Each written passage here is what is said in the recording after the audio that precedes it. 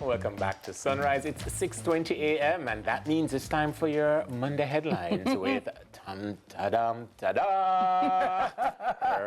Gordon. Welcome to Sunrise, Ramon. Thank you so much for having me, guys. Lovely. I stressed the time a while ago. We didn't want people to think that it was all of a sudden the evening again. I'm really happy to be here. Excited. Yes. Lovely to have you. Like, people are like, huh? Is this news? Is that a time lapse? What's going on? You know, where's DK? Yeah. Nice. Yes. How are you doing, Ramon? I'm well. How are you? You look fantastic. You both look great. Thank you so much, and so do you. You add to the set, darling. Thank you. Yes. Yes. All right, let's get into the headlines. Now, Jabem protests Roaring Estate development.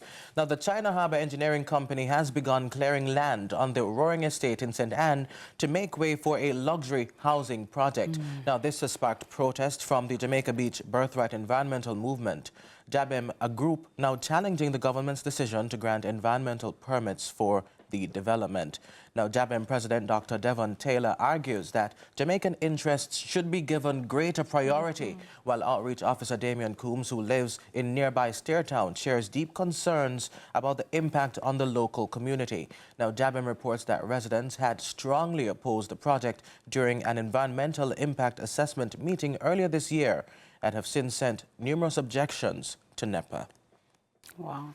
Yeah, this isn't the first time we've heard a conversation about land issues in Jamaica and how they're being used. So it really is unfortunate that the residents have had to, resort to this sort of action to protect their space. Yeah, my thing though is, when I see stuff like this, obviously we don't want to hinder progress in terms of, building and making room and development in terms of the housing. Yeah. But development at what cost?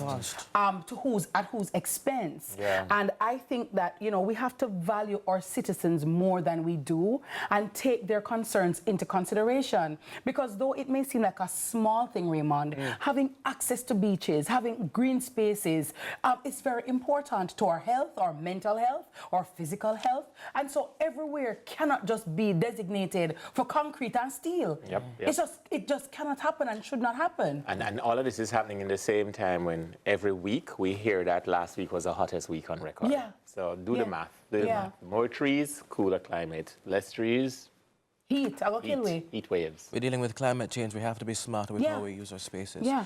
Now, moving on, JPS brings in international workers for hurricane recovery.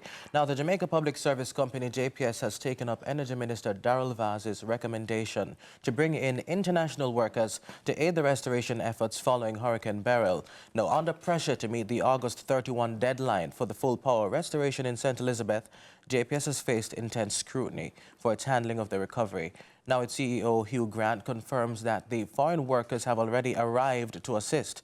Now, some of the parishes have been without electricity since July 3, and the company is working to expedite the process. Imagine being without power since July 3. That would not... I couldn't like at all. For 10 minutes, I'm screaming. Listen, Ramon, the light went for a day, and I went into the matrix, okay? Into the matrix, right? And my heart goes out to those persons who have been without electricity for so long, but I'm very happy that we've got reinforcement. But my thing about it, again, is there are so many of us in Jamaica.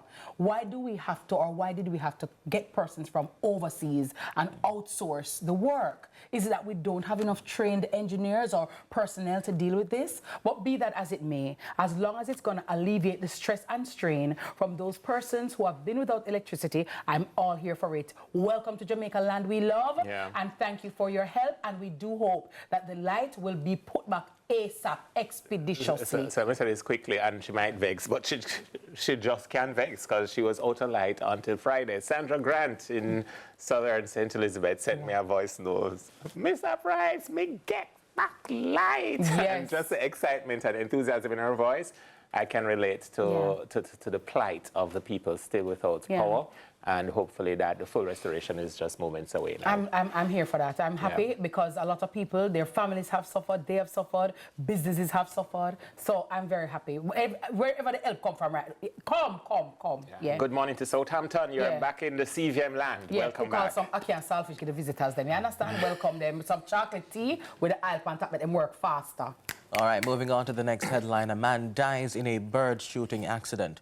Now, a prominent hotel executive is under investigation after a man was accidentally shot during a bird shooting event in Barrett Hall, St. James. The victim, 38-year-old Antonio from Kerry Park, Trelawney, was fatally wounded when the executive's firearm discharged prematurely as he aimed at a bird. Davis, who was assisting with retrieving the bird, was killed as Jamaica's bird shooting season got underway at the weekend.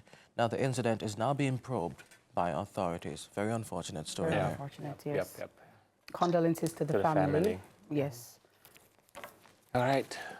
All right, Ramon, thank you so very much. Have a blessed day. And Ramon is here, guys. So, you know, it's not T to the K. She's relaxing somewhere. Big ups to TK. Good morning to you. And I know you're enjoying your rest. Coming up next, it's time to crack a few eggs and whip up something delicioso. Breakfast is served right after this. Stick and stay. It's sunrise.